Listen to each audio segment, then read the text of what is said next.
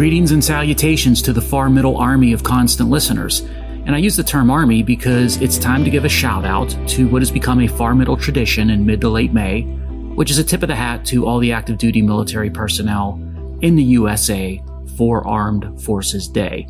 Over 1 million Americans currently serve in the armed forces. Armed Forces Day is the opportunity to formally recognize them, and it was this past weekend.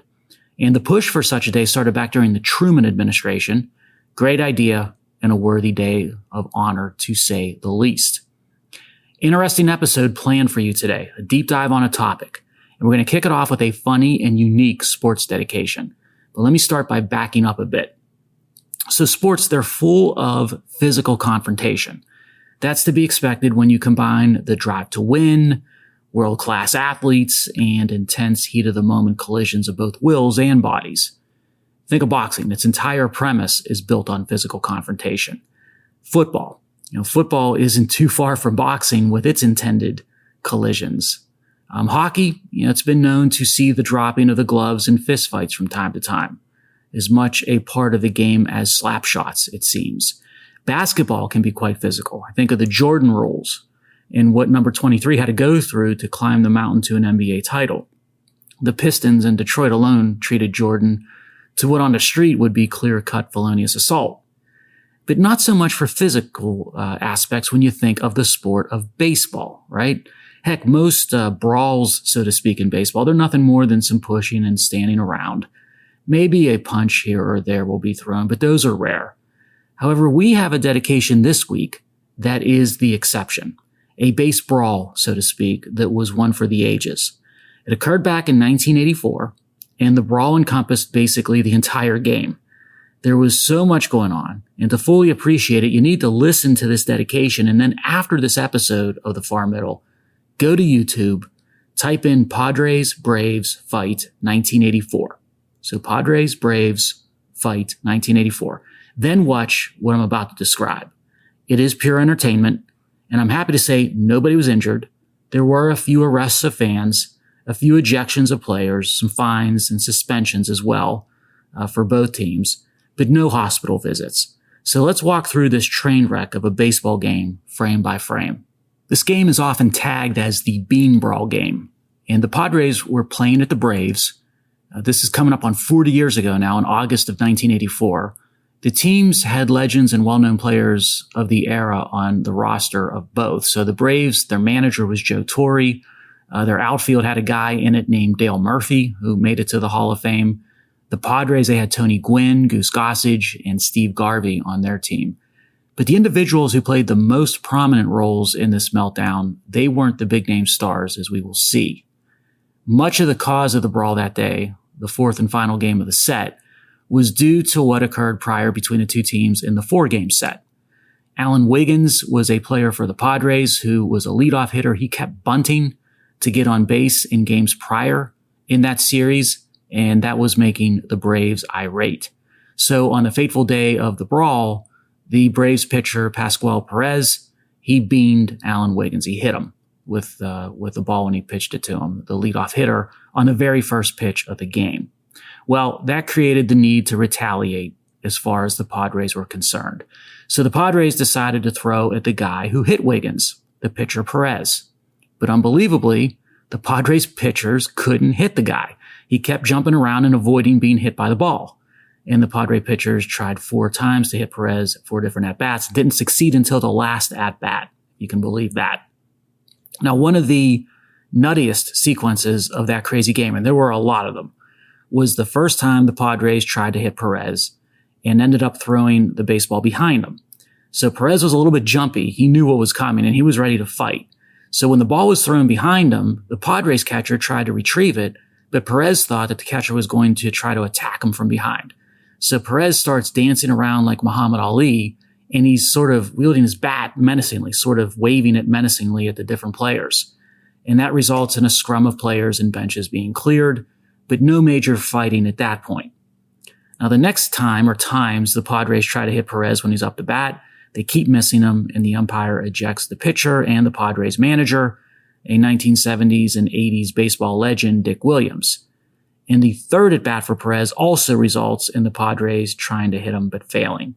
and having yet another pitcher ejected. But a Padres pitcher finally succeeded in hitting Perez in the 8th inning, which led to the day's biggest fight, as the umpire is ejecting yet another Padres pitcher and the backup manager. The Braves storm the field from the dugout and the main event is on. Now everyone is in on the melee, including the umpire, Big John McSherry. Some of you baseball fans may remember him. He's a big guy and he got knocked over in the pileup and sort of got stuck down there. Things then got even crazier. There was a player for the Padres by the name of Champ Summers, and he got a late start to his pro career, having served in Vietnam. He then joined a softball team after his service and then was signed by a Major League Baseball team when they saw him at the softball game. That's a crazy career path for a baseball player. Now, Champ was built like a brick you-know-what, and in the scrum, he figures out that the Braves pitcher, Perez, who was sort of the center of all this attention, he isn't even in the mix. He sort of is off into the dugout without a care in the world. He just escaped the whole thing. So Champ Summers decides to leave the brawl on the field and charge after Perez in the Braves dugout. There's only one problem for Champ, and his name is Bob Horner. Now, Horner was built like an even bigger brick you-know-what than Summers. And Horner wasn't playing that day because of a broken hand that was in a cast. He wasn't even in uniform, but he knew trouble was brewing, so he suited up in his uniform and came out of the Braves clubhouse when he saw the fight between the teams, and he blocks Champ Summers from getting to Perez. And when Bob Horner blocks you, you stop, even if you're Champ Summers. Well, Champ stops, and all this happens right next to the stands. And at that moment, all hell breaks loose. One fan throws beer or some other drink on Summers. Then another Atlanta fan jumps the railing and jumps onto Summers' back and pulls him down. And then another fan who's wearing these bright yellow pants. It's an outfit right out of Caddyshack that you'll see if you watch the video. He dives over the railing, and then all the Padres and Braves arrive and jump into the melee. Arrests were made right there. But it still wasn't over. Far from it. Fast forward to the top of the 9th. Craig Nettles. Now, he was a 70s and 80s fixture at third base and wasn't ever shy about fighting when he had to. He punched a Brave pitcher during the first scrap, who ended up pitching in the 9th. Now, you know it's going to happen next. So this pitcher who got punched by Nettles, he's the pitcher on the mound in the 9th, and he's facing Nettles. Of course, the pitcher hits Nettles. Nettles charges the mound. Massive brawl once again. And this is the third one for the game. And in this one, Joe Torre, the manager for the Braves, he's rolling around on the ground. Then the Atlanta fans, they start throwing stuff into the Padres dugout. There's a pitcher for the Padres. His name's Ed Whitson. He's shirtless, I guess because he already got thrown out of the game earlier, and he's already ejected from the game. So he starts to scream and shaking his fist and pointing a bat at the fans from the dugout. Another fan runs on the field, and the Braves players actually tackle him. Ed Whitson, the shirtless one, he sees this, and he has to be subdued by his teammates in the Padres dugout to stop him with his bat from running out to attack the fan. Now, after it was all over, 17 players ejected, 4 managers and coaches ejected, numerous fans arrested. How did the game end? The umpires told the teams in the 9th inning to go to their clubhouses and only send players out who would be fielding or who were up to bat. That's how they ended the game. John McSherry, that umpire that I told you about, he said afterward the game was the worst thing I've ever seen in my life, and it had set baseball back 50 years. Perhaps, but the drama led to an incredibly epic confrontation of entertainment 40 years later, at least. Now, we spent a little more time than typical for this dedication, but it was worth it. Heed my advice. Head to YouTube to watch the videos of the Padres-Braves brawl from 1984. I provided a link for you on the podcast summary that you can see an entertaining drama for everyone, whether it's the non-sports fan, someone with passing interest in baseball to the diehard aficionado. Yeah, sports dedication, it's more pure drama and entertainment than sport, I suppose. The dedication serves as a useful launch point for our connections and primary theme this episode. Let me start this way. What if that blow-by-blow summary that I provided of the meltdown between the Braves and the Padres from 1984, what if my summary was delivered exclusively from the perspective of a devout Braves fan? Or how would it differ and contrast if I delivered a summary of those events from a purely partisan Padres fan perspective. Both versions would be quite different than the objective, factual truth summary in the Padres fan versus Braves fan versions. They would paint two entirely different pictures as to what transpired and who was to blame. Now, when it comes to issues and events that are much more important than a baseball game, Western Republican democracies have relied for centuries on a free press and on objective journalism to provide balanced views of issues of the day. Unfortunately, that is no longer the case. And some of the most established and renowned names in news and journalism, they've morphed into more of a biased, rabid fan view of reporting and journalism versus objective and balanced. And there are two prime examples we'll discuss today, the New York Times and NPR, or National Public Radio. Let's start with the New York Times. That's the gold standard of news, right? With over 10 million paying customers. But the institution is partisan and it leans heavily toward the ideological left. And that's frankly been the history of the New York Times for almost 100 years, not just a recent development. So consider the history. It's a helpful and I think insightful walk. In the 1930s, there was a reporter who covered Russia for the New York Times who became a celebrity and achieved journalistic superstar status. His name was Walter Duranty, and he helped cover up the communist-induced famine of the Ukraine, and he won a Pulitzer Prize for it along the way. Now, in private conversations, the reporter confirmed that he knew about the famine despite not reporting on it, and he admitted to a State Department official that it was effectively New York Times policy to have his reports reflect the official opinion of the Soviet regime and not his own. The New York Times hired a third party to assess whether the Pulitzer Prize that was awarded, whether it should have been returned because of this biased reporting. And the third party, they recommended that the Times should return the prize. But New York Times never returned it. Then there was the New York Times view of Mao Zedong, the brutal dictator of communist China, whose policies led to the deaths of almost 100 million people, a real sweetheart. The New York Times once described Mao as a democratic agrarian reformer. Now it's funny, when I look up synonyms for mass murderer, I don't come up with the democratic agrarian reformer as an option. Then there was how the New York Times just adored Fidel Castro, the Cuban dictator. The paper polished his image and called him democratic. The paper's publisher met with Castro when he was rising to power. And then in the mid-90s, Castro visited the paper's headquarters in New York. He did it again in 2000. A former editor of the paper who witnessed one of those visits said that Castro was welcomed at the offices by an excited crowd of staffers who followed him around like the guy was Michael Jackson or Elvis. And in 2001, the New York Times publisher took a team of writers and editors to Beijing, sort of a field trip. And on that field trip, the paper managed to convince the Chinese Communist Party to unlock the New York Times website in China. Now, I don't know what the specifics were or what discussions or negotiations entailed, can't say for sure. But we do know that after those meetings, the paper published a positive and flattering piece on the then leader of the Chinese Communist Party. And before you knew it, guess what? The New York Times website in China was unblocked. An amazing coincidence. In 1897, the then owner of the New York Times created the famous slogan, "All the news that's fit to print," which still appears, by the way, on the masthead of the paper. The author and thinker Christopher Hitchens, who I've always enjoyed reading and listening to, he once came up with an awesome quote about the New York Times motto. He said, "I myself check every day to make sure that bright, smug, pompous, idiotic claim is still there." Love the work of Hitchens. Now, what he was pointing out with his quote about the motto of all the news that's fit to print is that the paper and its staff, they get to subjectively decide what is fit and what is unfit to print. Some might call that censorship or bias. But now the New York Times is facing an even more complicated quandary because within the staff, there is great debate and friction over what the news should be and what news should be published. Should the paper publish stories with the slanting of an advocate with a favorite view or ideology reflected in a story? Or should it be objective and sticking to the facts straight down the middle?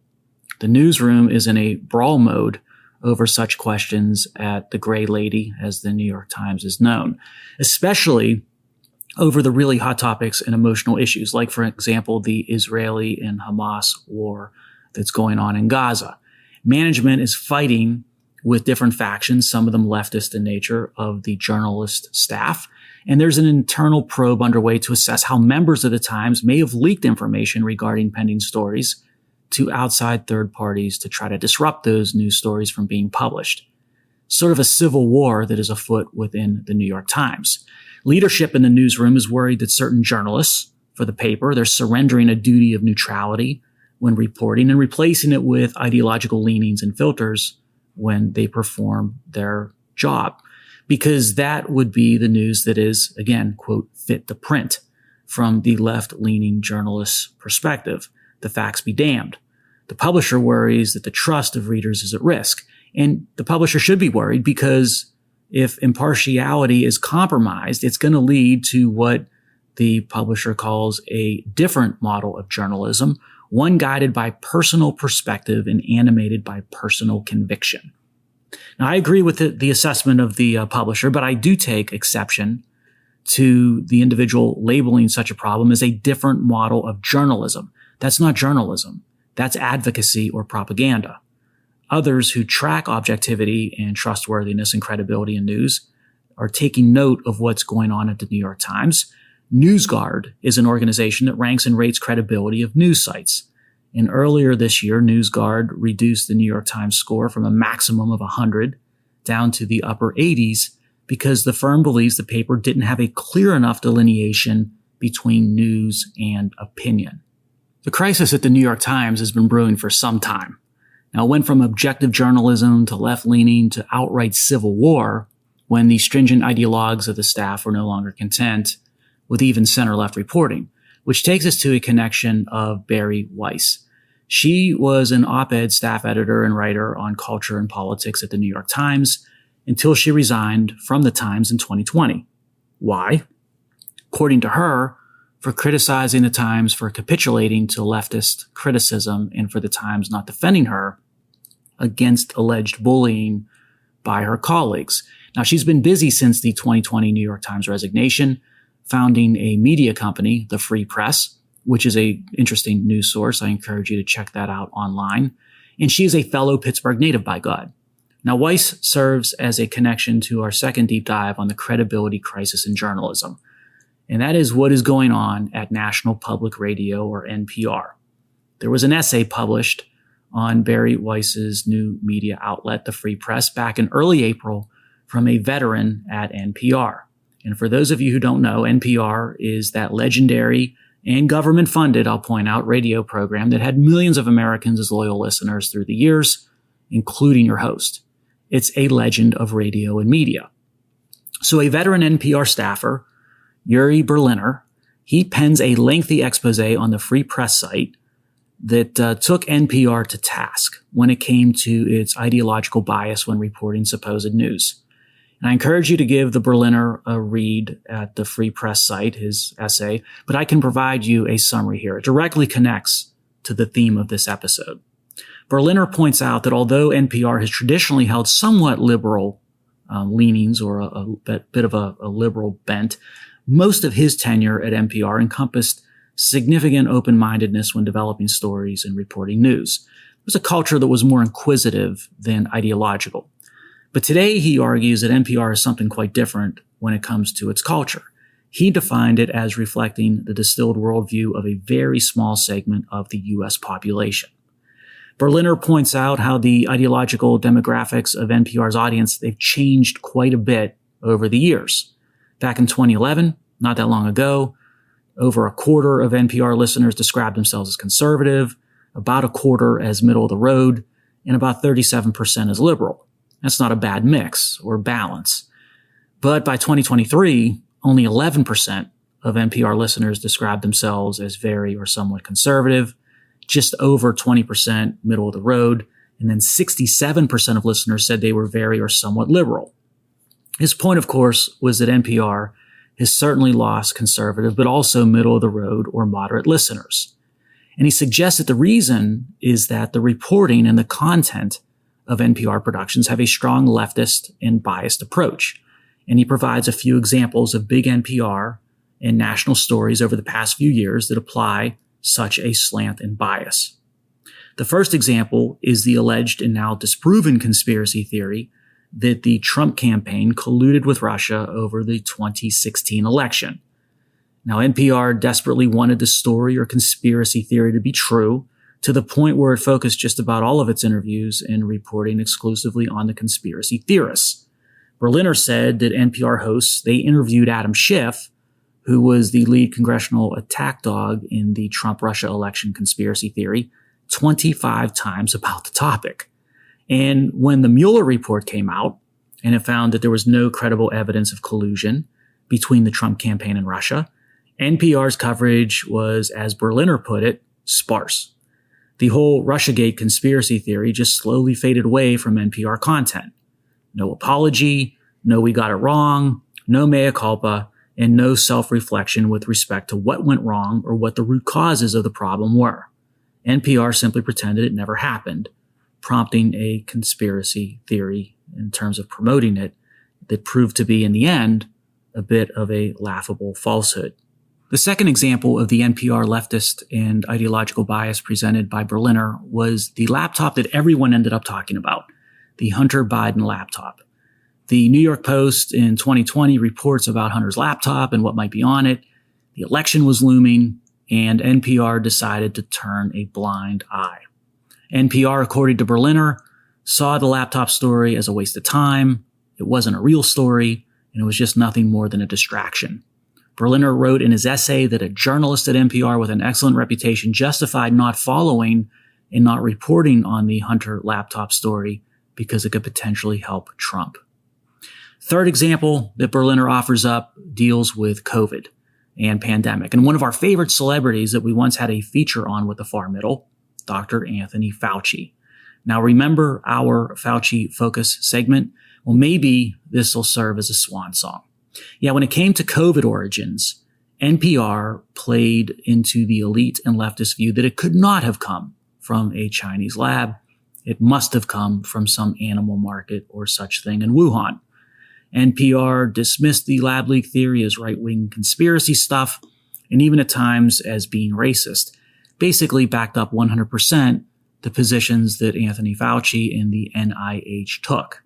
Berliner points out that when the Department of Energy, which by the way is the federal agency with the most expertise about biological research and labs, when the DOE concluded that a lab leak was the most likely explanation for the emergence of COVID, NPR still didn't change its position, defending the natural origin of COVID and ridiculing the lab leak view of COVID.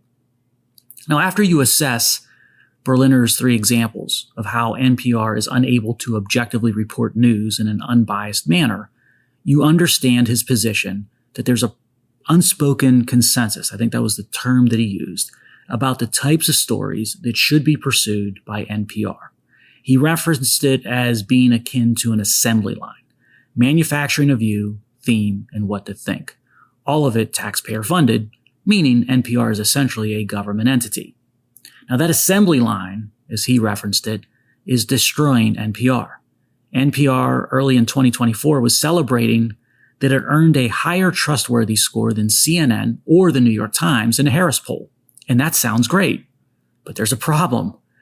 That beating CNN and New York Times, it only required apparently a 3 in 10 score on the poll that said they associated NPR with being trustworthy.